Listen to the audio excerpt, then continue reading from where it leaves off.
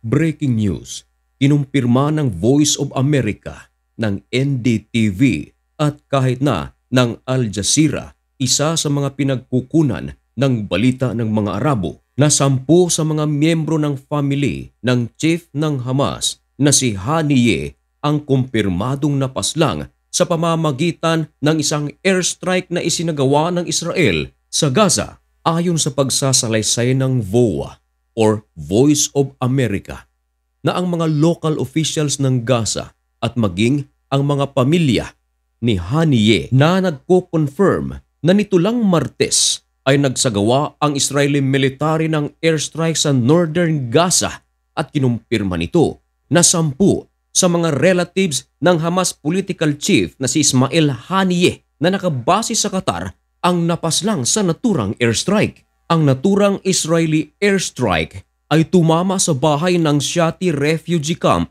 na matatagpuan sa west of Gaza City. At ito pa ang matindi mga kaibigan.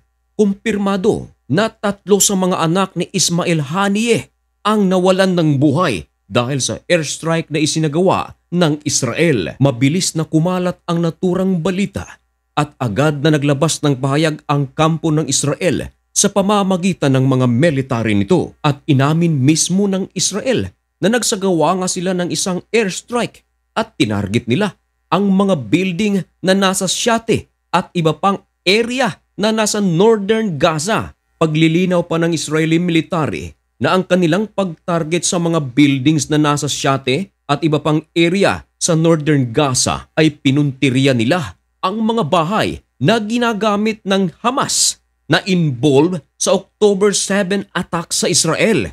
Madali itong nakumpirma ng Gaza Civil Defense Agency na 10 nga sa mga miyembro ng pamilya ni Haniyeh ang naturang napaslang sapagkat pagkatapos ng naturang airstrike ay siniyasat ng Gaza Civil Defense ang mga bahay na nasira at nakumpirma na isa sa mga bahay na nasira ay ang bahay ng kapatid ni Ismail Haniyeh. Ayon naman sa spokesperson ng Hamas na si Mahmoud Basal, kasalukuyan pang nagsasagawa ng retrieval operation ang kampo ng Hamas at pinaniniwalaan nila na marami pang mga bangkay ang natabunan sa naturang mga sirang building. At isang babaeng nagngangalang Zar Haniyeh na kapatid naman ng chief ng Hamas na si Ismail Haniyeh ang kumpirmadong napaslang.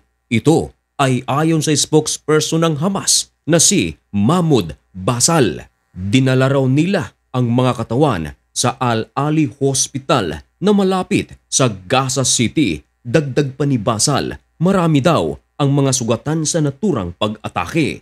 Hati naman ang mga opinyon ng mga taong nakaantabay sa sitwasyon sa pagitan ng Israel at ng Hamas. May mga nagsasabing nararamdaman daw ngayon ni Haniyeh ang nararamdaman ng Israel nang atakehin nito ang Israel noong October 7, 2023. And of course, hindi rin mawawala na meron ding mga tao na nag-o-oppose sa ginagawa ng Israel. May mga nagsasabi na kalabisan na raw ang ginagawa ng Israel. Kung kayo naman ang tatanungin mga kaibigan, ano ang inyong opinyon tungkol sa pangyayaring ito?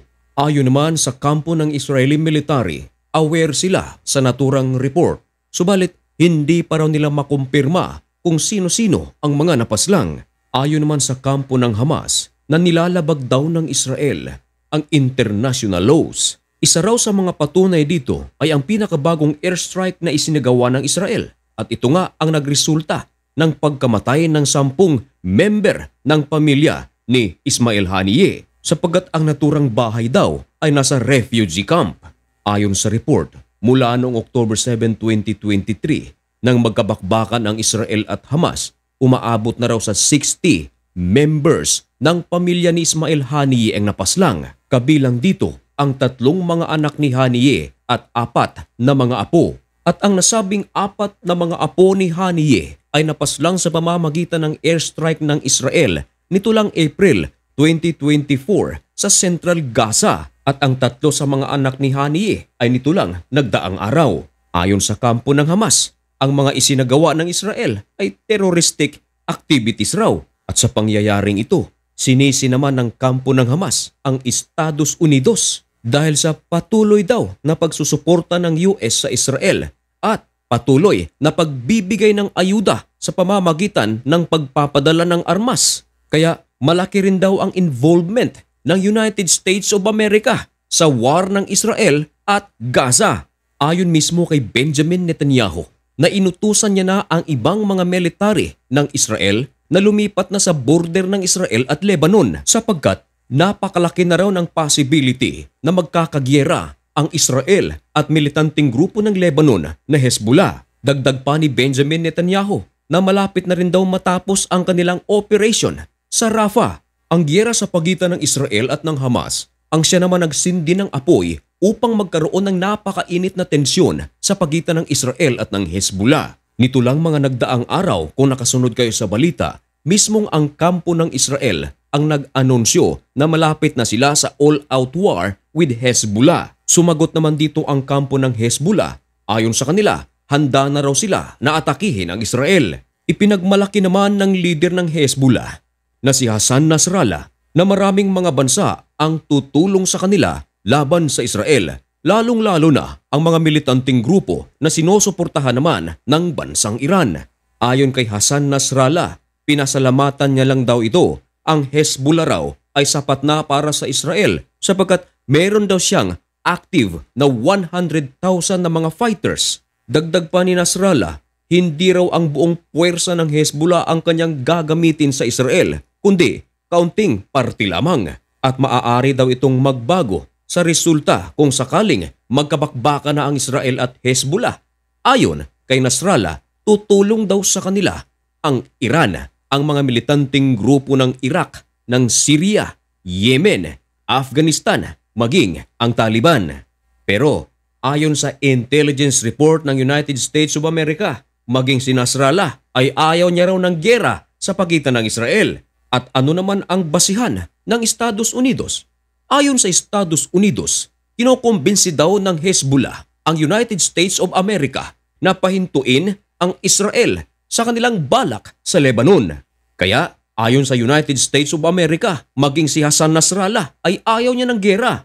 Sinagot naman ng United States of America ang Hezbollah. Ayon sa Washington, hindi raw nila pipigilan ang Israel sa kanilang balak sa Lebanon. Gagawin daw ng Israel ang kanilang gustong gawin at hindi raw sila pwedeng gawing break para pahintuin ang Israel sa kanilang balak. Dagdag pa ng Estados Unidos, pinagsabihan nito ang Hezbollah na hindi raw tatalikuran ng United States of America ang Israel. Kung sakaling atakihin ng Hezbollah ang Israel, ay papasok ang United States of America. Mismong mga US military na ang papasok at labanan ang Hezbollah. Yan ay kung kanilang aatakihin ang Israel. Dagdag pa ng Estados Unidos na magpapadala raw sila ng mga armas sa Israel at maging ang kanilang Iron Dome ay poprotektahan ng Estados Unidos. Ito ay kinumpirma ng politiko na dalawa sa mga top officials ng United States of America